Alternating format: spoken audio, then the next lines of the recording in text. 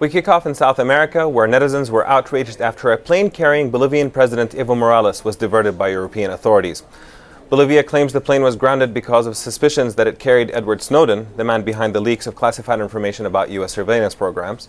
But many on Twitter called it an example of U.S. imperialism. Christian in Bolivia writes, "We are not European colonies. If Europe wants to become a North American colony, let them become one."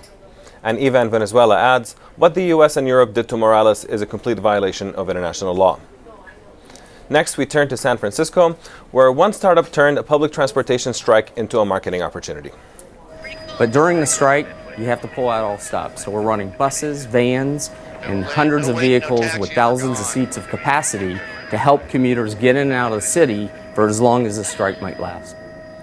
A ride-sharing app called Avego experienced an 8,000% increase in usage after raffling off helicopter rides for stranded commuters. The company called on residents to, quote, rise above the chaos of the strike. But some criticized the stunt. Blogger Sam Biddle argued that offering helicopter rides in the midst of a major labor dispute gives people a way to literally fly over society's problems. Those are our leads, and as always, we want to hear from you. Send us your story suggestions on Facebook, Google+, or Twitter using the hashtag AJStream. Femi?